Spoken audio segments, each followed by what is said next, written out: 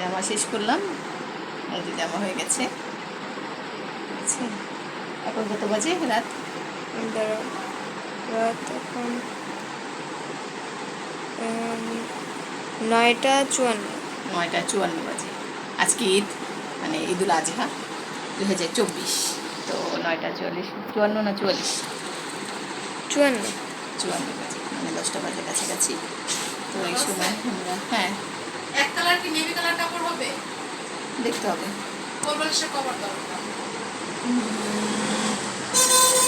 দেখি, কাজ করছিলাম, ব্লগে কাজ চলছে আমাদের, ঠিক আছে। তো এই ড্রেসটা বানিয়েছিলাম, কালকে নিয়ে গেছে, সে করবে তারপর একটু লম্বা করে দিতে হবে।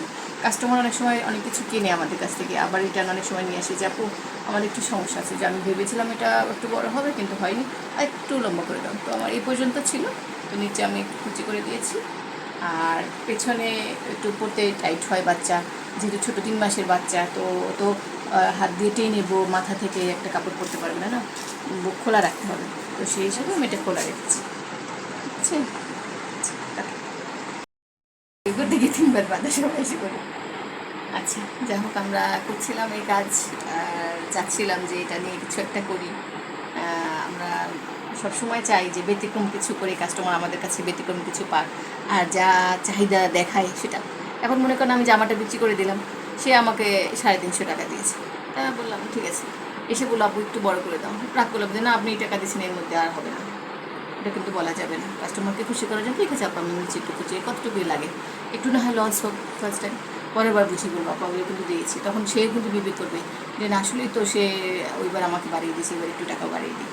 এই যে একটা আন্তরিকতা, একটা বিজনেস করতে গেলে সবার সাথে একটা সুন্দর ব্যবহার, আন্তরিকতা, এটা কিন্তু খুব দরকার, ঠিক আছে। আবার বললো আপু একটু পিছনে এই দাও, এই যে বাচ্চা হাতে ঢুকাতে কষ্ট হয় তখন পিছনে খুলে এটাকে আবার এই যে ফিতা করে দিয়েছি, হ্যাঁ, যাতে সে বাচ্চা আরাম করতে পারে। বাচ্চা 3 মাসের বাচ্চা তো শুয়েই থাকে, তাই না, এটা লাগে। তো এখন জামাটাও সুন্দর হয়েছে, আর আমার কাস্টমার খুশি, সে নেক্সট টাইম আরও জামা নিবে আমার কাছ থেকে, আর সে আসলে বুঝবে যে তার একটা সমস্যা যদি আমি দেখি তাহলে সে আমার সমস্যাটা দেখবে, হয়তো মাঝে মাঝে টাকা একটু কম দেবে, কিন্তু আমি মনে করি বিজনেস সবসময় সবার সাথে চলে না। আর আমি সবার সাথে যদি ভালো ব্যবহার রাখি, সবার মন বুঝি, কেউ না কেউ কখনো কখনো আমাকে বুঝে ফেলবে। যেমন একা বা 2-3বার জামা নিয়েছি, অনেক ঠকিয়েছে আমাকে, কম কম টাকা দিয়েছি। পরের বার যখন একটা জামা নিতে আসলো, পরে কিন্তু আমি বললাম আপনি এবার 100 টাকা বাড়াতে হবে, তার মানে এবার কিন্তু কমে দিয়েছি। তো বললো ঠিক আছে বাড়িয়ে দিয়েছি। এই যে একটা পেয়ে গেছি না, এরকম করতে করতে সবার সাথে আন্তরিকতা। আমরা কত বড় বিজনেসম্যান হই, কত ধনী হই, কত কিছু মালিক হই, সেটার চেয়ে আমি কত ভালো মানুষ হই। আমাকে যেন বলছে না সে বিজনেস করে, সে কাউকে ঠকায় না, এবং সে সুন্দর ব্যবহার করে, সবার যার সমস্যা সমাধান করে দেয়। তো আমি মনে করি এটা বেটার, তাই না। ধনী তো অনেকেই হয়, মন কার কয়জনের ভালো হয়। ধনী অনেকে হয়, কজন মানুষের সম্মান দেওয়া বুঝে। অনেকে এই যে দেখুন কোরবানি দিয়েছে, অনেকে আশেপাশে দেখেছি সবাই গরুর মাংস কেটে কেটে ফ্রিজ ভরে রেখেছে, কেউ খেয়েছে কিনা, প্রতিবেশী কী আছে, কার ঘরে কী আছে খবর রাখিনি, তাহলে এই কোরবানি কী হয়েছে মনে হয় না।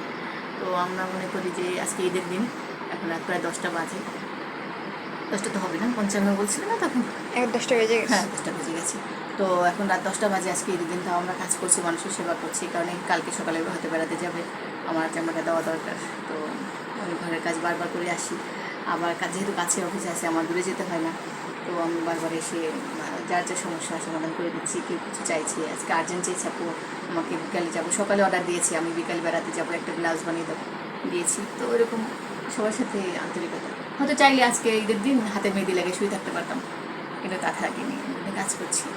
তো সবাইকে বলছি এটা উৎসাহ দেওয়ার জন্য ভিডিওটা করার, হেল্পিটা না, যে সময়কে কাজে লাগাবেন, কোনো সময়টা মানে অবহেলা করবে না যে এই সময়টা দরকার নেই, এই সময়টা দরকার নেই। আমার যতক্ষণ এনার্জি আছে, ইচ্ছে হচ্ছে, মনে করি যে না এই সময়টা আমি ওয়েস্ট করবো না, আমার একটা মিনিট মানে অনেক কিছু, তো কাজ করবেন। আর আমিও কাজে লেগে আছি। তো সবার জন্য ঈদ মোবারক, আল্লাহ হাফেজ।